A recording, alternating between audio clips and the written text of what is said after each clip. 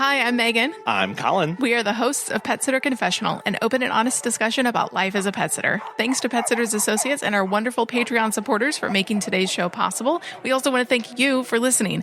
If you love the podcast, want to keep it going, you can go to petsitterconfessional.com/support to see a bunch of ways you can help out. Being a business owner, especially one in the pet sitting and dog walking industry, means that you don't have a lot of free time. So when you do find free time as a business owner, it can feel terrifying. Instead of relief, it often brings anxiety with it, nervousness. What am I supposed to be doing now? What should I be doing? Are there things that I need to be doing that I don't even know I should be doing? In pet sitting, most of us start by doing everything ourselves. The field work, the scheduling, the client communication, it's constant motion. Then we hire help. Maybe we're not very good at our website, so we need somebody to step in and rework it. Or we've recently taken on a ton of clients and we need an employee to help us out in the field. There's suddenly this shift that goes on. There are moments when you aren't walking dogs, not scooping litter boxes, have free time now that you were sending emails or working on the website, that you now have this space in your day and you're not rushing from visit to visit. That block of nothing can really feel overwhelming because it forces us to confront the bigger question of what should I be working on now? And rather, sometimes the question is, what should I be working on first? I know there's advertising and marketing and getting my name out there and client cultivation, making sure that I'm retaining clients and keeping my employees happy. There's so much to be doing. So we're going to talk about when that free time feels scary, how to value the different kinds of time in your business, the CEO time, the admin time, the action time, the in the field time, and how to start using open space in your calendar to grow and not panic. When we first start our businesses, everything is action. And this was true for Colin and I. We walk the dog, we scoop the litter, we write the report, we send the invoice, we follow up with the client, making sure they got home okay.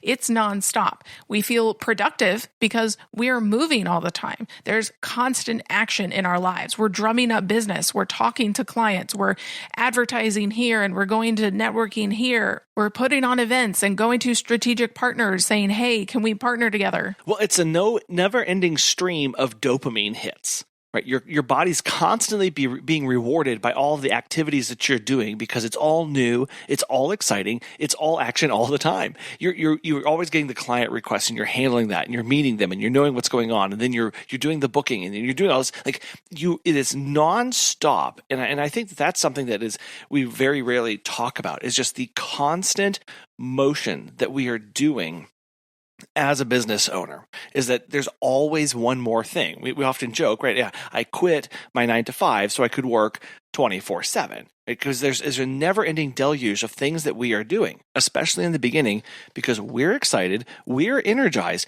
and there are a lot of things that take place quickly. But there is a difference between motion and movement.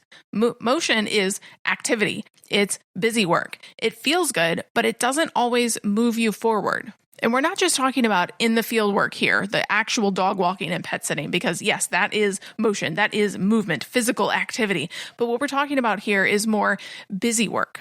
As in, I have an event coming up and I have to buy 500 pens in order to get them out. Yeah. And it takes the planning and the route planning and all of that stuff and coordinating and scheduling. It's all of that work. I think that's what you're talking about here of it's not just the act of the dog walk. It's all of the other little ancillary things that come up throughout our day that keep our time and attention and hold that for us. While I feel like movement is direction, it is going somewhere. It's intentional action that grows your business. It could be going to the animal shelter or the Humane Society and talking about a partnership of how you can get more dogs adopted that will foster goodwill for the community and your clients. That is movement that better aligns with your mission. Well, as you said, it's intentional focus. It's you sitting down and basically planning out that next year, the next 5 years, and going, okay, where do I want to be? And importantly, what are the steps that I believe are going to take me from where I am now to where I want to go? Whether that is partnerships, whether that is rate increases, whether that is expansion or reduction of service areas. Well, again, whatever that is, it's you going, how do I get to point B?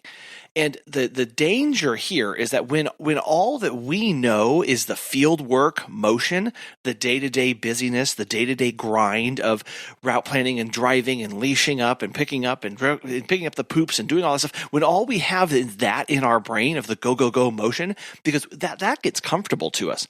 That's the stuff that we feel familiar with, that we go, oh, this is what I'm good at. Because let's be honest, most of us get into this because we love animals and we love the physical activity of what we're doing. We love the dog walking. We love the in and out. We love the cats. That's what feeds us. We don't really get excited about trying to figure out the exact colors that our logo needs to be, or the fact that we need to buy Frisbees for the event and which company do we go to, or how does my shirt design need to be in order to get most visibility. Right, exactly. We don't sit down and go, okay, well, I've got an event coming up in 2 months. What are the things that I need to have in line and the order dates and the in-buy dates to make sure that I hit these deadlines so that I can show up at that event with everything that I need? That's kind of long-term planning there. So when we move from the day-to-day busyness of the pet sitting visits and the cats and all that, when we move from that and go into the other times, the admin and CEO times that we're going to get into, when we move into that, those times feel empty. They feel a little like we're not actually working and we're wasting our time and we need to be doing the other stuff. But in actuality here, the other times, those are what create long-term movement in our business. Because if all that we're doing is spinning our wheels, just kind of grinding and grinding and grinding and grinding, we don't get anywhere. It takes that intentionality and focus to move us forward. And so we feel that there are really 3 different kinds of time. The first one being action time. And this is the field work. This is why we got into it. The puppy cuddles, the kitty kisses, the walking, the feeding, the cleaning, the reporting. It's immediate. It's tangible. It's client facing. It's pretty easy and comes pretty naturally for most of us because that's what we do. That's what we've always done in this business. Well, you touched on 2 things there. It is both immediate and tangible.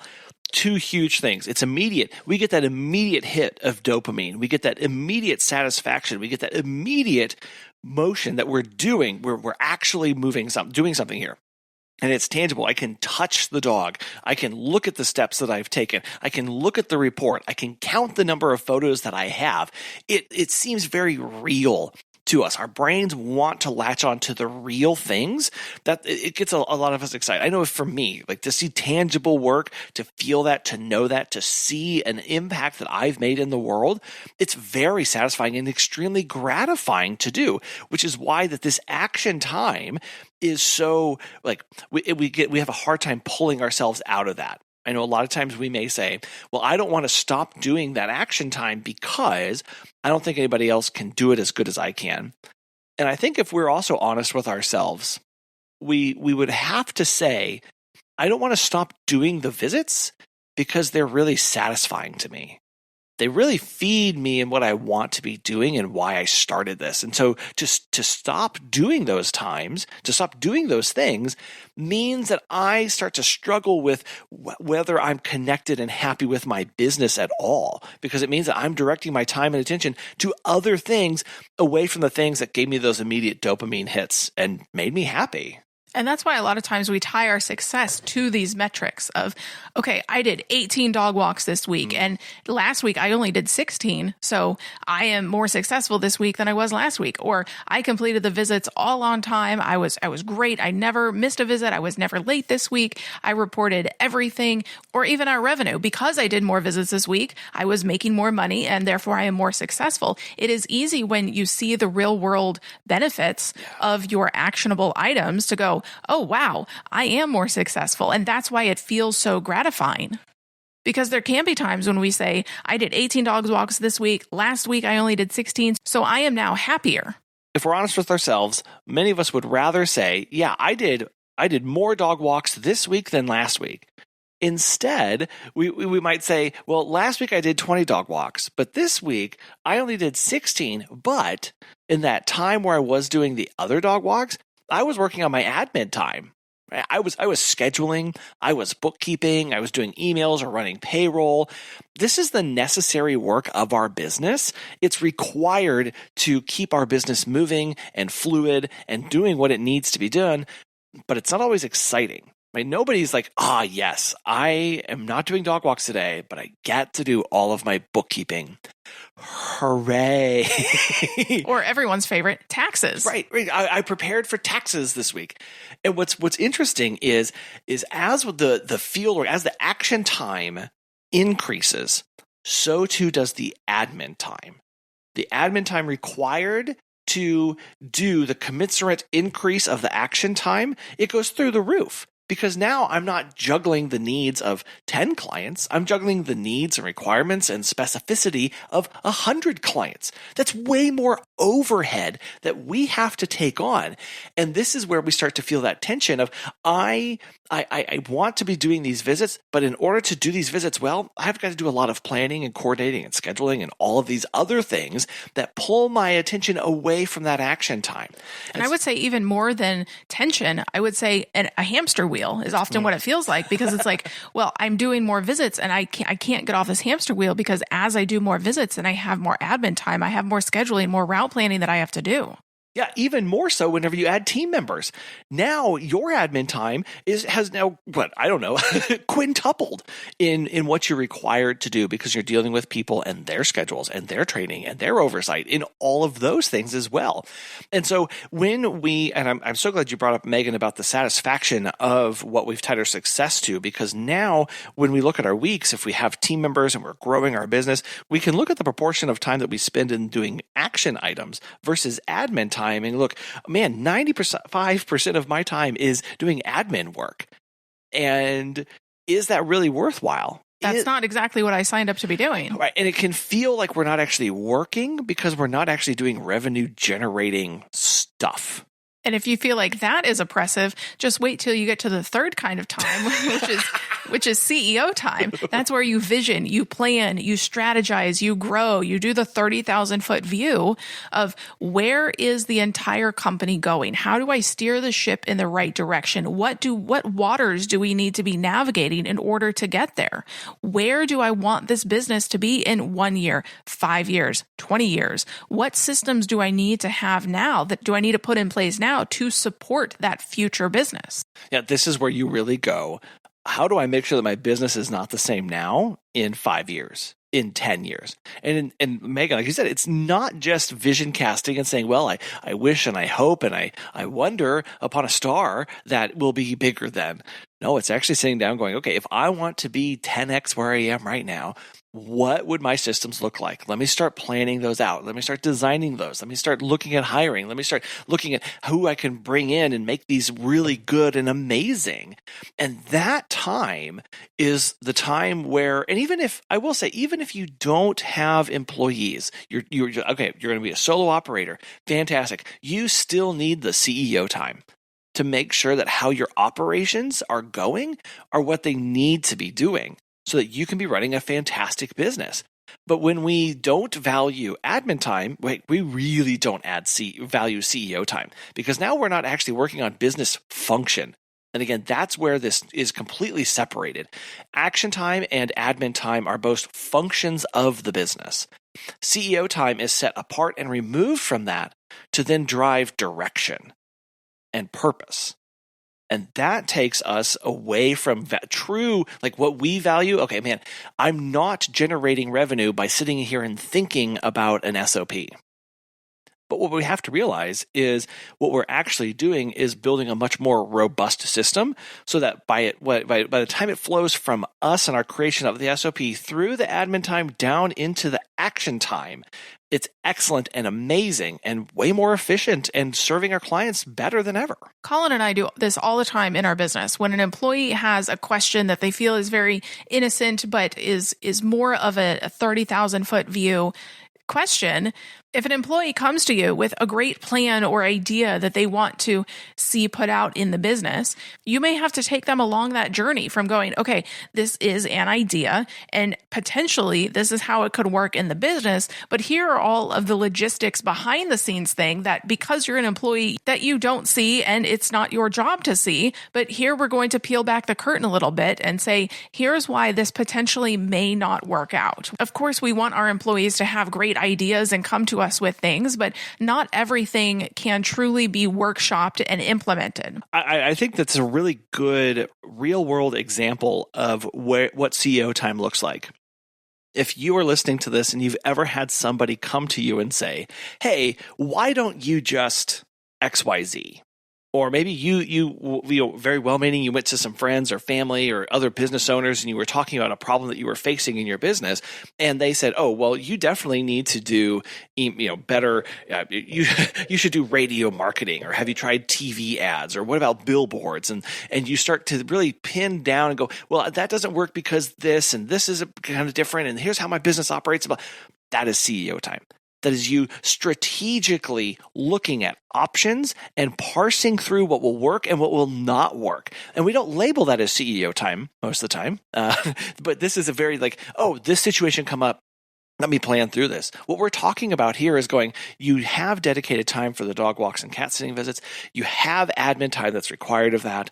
We need to be dedicating time throughout our day and our week to the CEO time to be doing that kind of strategic planning. Yeah, the challenge really is to start treating that CEO time as equally valid and valuable as the other two. Even though we don't see immediately the tangible benefits of the CEO time or even the admin time sometimes. We send off an email to a potential client and we don't hear back right away or at all. We don't necessarily see the benefits of that. Well, the CEO time is definitely the least urgent feeling of them until it isn't, right? Until the major issues come up or major things start to impact you, how your business operates. But we've just removed ourselves. The action items, the action time is in the field. It's immediate responsive. You still get that with the admin time. But the CEO time, when we're talking about 5 years down the road, 10 years down the road, all this planning, it feels like it's not important because it's not urgent to us. But in reality is things come up all the time that make it urgent. I mean, the biggest thing that we see, things like, you need a lot of CEO time when all of a sudden where you're living increases the minimum wage. Well, that takes CEO time to now plan and do strategic work around how to make your business operations work, or maybe moving from independent contractors to employees. That's nothing but CEO time as you look at how you move your operations. Or maybe you had a major business leave your area, a major manufacturing hub that just up and left their headquarters and moved to a different city. Well, if you had a ton of clients from that business, you will need that CEO time to figure out and strategize is what we say sometimes, how to navigate the new waters. Yeah. Now a word from our friends at Pet Sitters Associates. As a pet sitter, you know how much trust goes into caring for someone's furry family member, but who has got your back? For over 25 years, Pet Sitters Associates has been helping pet care pros like you with affordable, flexible insurance coverage. Whether you're walking dogs, pet sitting, or just starting out, they make it easy to protect your business. Get a free quote today at PetSitLLC.com. As a listener, you get $10 off your membership when you use code CONFESSIONAL at checkout. That's PetSitLLC.com, because your peace of mind is part of great pet care. Because CEO time can appear so unstructured, right? They're not visits on a calendar. They're not emails to be responded to. It's us basically sitting down and thinking and planning. It can look like there's a bunch of free time, like there's a bunch of empty blocks on our calendar. And this can start to make us feel uncomfortable in our days and in our weeks. And there's actually several reasons for this. Much like I talked about the action items with the success that we feel, we are also conditioned to equate busyness with value. If we aren't busy, we feel like we're failing. We feel like we need to be doing more. We are not as successful. It's kind of innate in us to just constantly be doing. Especially in today's world where everything is instant gratification. You can get a Starbucks coffee to your house through an Amazon drone in like 2 hours. So why would I want any free time at all? I'll just stuff it with other things. You're right. We stuff and cram everything into our schedule. And then to say, well, if I'm so busy running around doing visits and so busy doing scheduling and admin work and emails that I don't have time, we end up with no time to just sit and think. To sit and ask ourselves, do I like what's going on? Do I enjoy my business? Am I happy with things? What direction do I want to be going? What needs to be different? What is breaking around me? We don't have that time. And that's what CEO time gives us, is the ability to carve out just however much time you can, 5, 10, 15, an hour a day, and ask those deep questions about how things are going.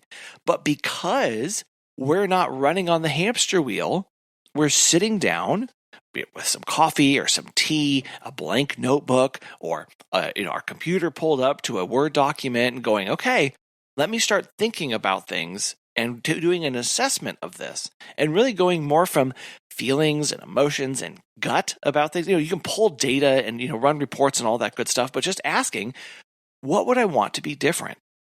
But sometimes that is uncomfortable to deal with the answer of that. I don't want to sit in the fact that I don't really enjoy my business anymore.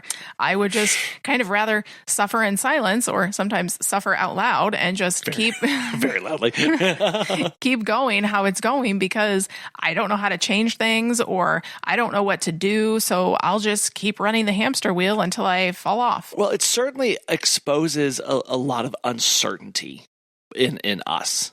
Uncertainty in, am I doing this the right way? Uncertainty in, am I moving in a good direction? Because it doesn't always have a clear checklist for us to do, it's big picture thinking, which feels intimidating because it's open-ended questions. Pet sitters are some of the most detailed people on the face of the planet. We have to be. It's required by our clients. It's what sets us apart and what helps us make sure that we are doing what our clients need us to do. And so we are checklist people. We tend to be. Hey, you tell me to do XYZ, I will do XYZ in the best possible way and blow you away with this. We then look at our CEO time where it's, there are no checklists. Yeah, it's more like, okay, I'm at X right now and I want to go to Y, but there's nobody telling me how to get from X to Y and then to Z after that in 10 years. Do I want to go to Z? Why not, some other place? There's no set course, which all of a sudden now we're really going, oh my goodness, the world is big, the options are infinite, and I don't know, A, which one is the best option or not, but also B, what do I want? What do I want out of this? And is what I want good or bad? So it all of a sudden becomes a reflection on us and our priorities and what we want out of it. And because it's so open-ended, it requires choice. Free time forces us to decide what actually matters. Again, going from X to Y. I don't know how to get there, and the choices are endless, like you just said. So I have to choose, okay, well, I think in my best judgment that in order to go from X to Y, I should do these 5 things. And I guess that's the whole point of entrepreneurship, isn't it? It's we get to make the choices, and we chose this life. Nobody is telling us what to do. And so we love that freedom aspect, but sometimes it can be scary. I feel like a lot of us can fall into the manager CEO trap of, I started my business, I'm running my business, but I'm really just managing it. I'm really just managing it through the admin time and through the action time. That's all I'm doing. I'm just here to maintain, status quo, put out the fires, and make sure everything just kind of goes okay. It's when we put on our CEO hat where we step away from that. We distance ourselves from the chaos, where we can start making those personal choices about what actually matters, because that's what this is. If you ask, and if you're listening to this, really ask yourself, what do I want out of my business? Ask yourself, what do you want out of your business? Because that will determine your next steps. That will determine and guide your next actions. And most of us, if we're honest, we never asked ourselves, what do I actually want out of this? Do you get training? Do you hire? Do you expand service areas? Do you do this? Do you do that? No one can tell you the right answer. You have to start with what you actually want and then go from there. And then we removed the entire blueprint. There's no copy and paste for how you run a business because it's based on what you want to do. It's so much harder than just following a to-do list, but also take heart. This is not a Debbie Downer conversation. Millions of entrepreneurs have done this before you, and millions will do it after you. So take heart. Yeah, you are not alone. Exactly. But Megan, you said that's the amazing part. We get to say, okay, I can do anything with this. What do I want to do now? And actually make impactful decisions and changes to move you there, instead of existing as a manager and just kind of throwing your hands up and going, well, I don't know, I guess I'm just kind of along for the ride, going, oh, well, I don't like this. Oh, cool. I can actually make things change so that I'm not here anymore. But this discomfort of what we're talking about, the struggle here, it's actually a signal that you are growing. When we struggle with the busyness and the value and the uncertainty and the choices, it means that you've shifted from working in your business to on your business, from being a manager of the chaos to being a CEO of the direction that you're going. When you do get this free time in your business, it is so important to use it wisely, to make the time as productive as possible, not paralyzing, not just staring at a blank wall or a blank page going, I don't know what to do. So some things to help with that. First, name the time. Block your calendar with CEO work so it feels intentional, not accidental. Make an appointment with yourself. If you just had Rosie move away and you walked her every Monday, Wednesday, Friday from 2 to 3, or if Rosie is now on your new employee's walking schedule, you now have that free time block to put in CEO time into your calendar. But if you're not intentional, all of a sudden you just have this blank space and you end up wandering around your house going, well, I don't know what to do now. I used to be walking a dog right now, and I'll just, I don't know, go dust something or go sit back down and wait for something to happen. And it's that I guess I'll just wait for something to happen. So you just start to go, no, I can do something with this. So you have your pet time, you have your admin time, and then now when you get that free time, label it CEO time. So that's time that you're giving yourself to actually plan. And when you see it on there, right, you're making that with yourself, and it's easier to commit when it's named. Well, in that way, also, you don't start stuffing it with other things like, scrolling on TikTok or Instagram or catching up with friends on Facebook. And while that is important, catching up with friends, you probably need to be doing some 30,000-foot view in your business, which is why you should create a CEO list. Keep a running list of strategy-level tasks, updating your client contract, researching new services, analyzing profit margins, running more of your numbers, and doing spreadsheets to figure out, are you on the right track? Are you in the direction that you should be going, or do you need to steer it somewhere else? Yeah, doing more market research, looking at other resources that you have in your area, other networking opportunities, that kind of research level. Hey, what am I working with? What are the major industries where I live and where I am wanting to conduct these services? And how do I partner with them? Like it's that kind of focus where you are now able to go, here is a list that I have that, okay, I've got 10 minutes. Let me look at my CEO to-do list and do some things on there. And it's also working through the trickle-down impacts of a change that you might make. Okay, your state just raised minimum wages. How does that impact the services that you have, how much you charge, the client segment you are needing to go after, the partnerships that you're wanting to have, the advertising that you need to make? All of that, it's a spider web basically of like, okay, I want to change one thing. How does that impact the rest of everything that my business does? Yeah, it gives you that time to think about those impacts. Maybe you're talking with a realtor friend because that's part of your CEO time. I'm going to check up how realty is doing in my area, and you find that home prices are going through the roof and that the average day on the market is also expanding in your area. How might that impact the likelihood of growth in certain areas of where you're trying to serve, or the kind of clientele that you're trying to attract? Or maybe it's you going, okay, if I want to attract this kind of person, where, when, how, why, what would that look like to bring them in? You don't get that kind of time if you're crammed full. And so having that on a set list of, okay, on my CEO list, I know every quarter I'm going to be checking in on XYZ, the high level 30,000-foot things, and then I can go about the rest of the things that I need to do in my business. It is important to start small, though. How do we eat an elephant? One bite at a time. Use 30 minutes to brainstorm, or 15 minutes if you have it. Read industry articles. Figure out what's going on in your local market. Talk to your chamber of commerce. How's the job market? How are businesses doing? Are they starting to shut down and close their doors, or is your community thriving and opening tons of new small businesses? CEO time doesn't always mean huge projects. It's also thinking about the minutia, the details of the impacts a decision may make. Or you could listen to a podcast. I don't know, make that part of your CEO time. Read a book, better yourself. Take a class about how to be a better leader or better marketer. Learn a little bit more about SEO. That is the kind of thing that we're able to do in these small chunks. Because CEO time is not tangible like a dog walk is or report writing, you need to measure your progress differently. Instead of checking off visits, track the systems, track the ideas, the improvements that you put into place. This will be critical so you don't say in a month after doing CEO time, well, I don't know what I've done and it feels like all a waste and I still don't have any more clients or I'm not moving in this right direction. You can go back and kind of like a journal, you can go back and check, hey, I am actually doing things that matter, that are important, and it might take a while for me to see the progress, but it is there. Yep. I look at the percent increase in profit margins that I had in my business, or look at the increase in percent revenue that I brought in from certain, marketing things that I'm doing. You only know that kind of data through CEO time.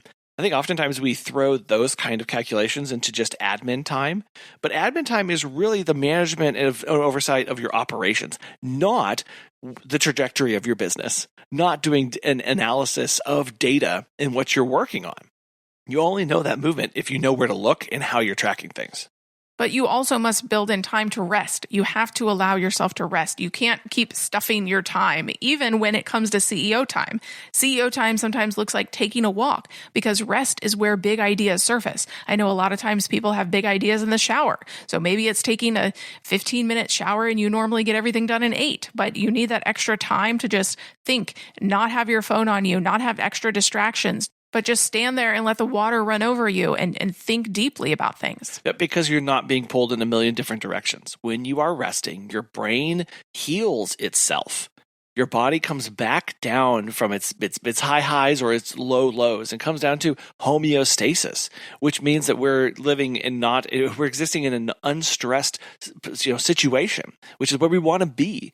Because when we are stressed, when we're chronically driven and we're chronically on edge, you don't get creativity. And CEO time is all about the creativity. It's all about, the cliche, thinking outside the box, but it's having a fresh set of eyes on your business and the problems that you're facing or the opportunities that you have before you. And you don't get that freshness, you don't get that alertness and creativity when you are dragging. So rest and really protect that time when you can rest. The goal is not to fill every moment with busyness. Again, stop stuffing your time. I am guilty of this as anybody, but stop stuffing your time. We need to use our time with purpose. That's how we move from this fear to this focus.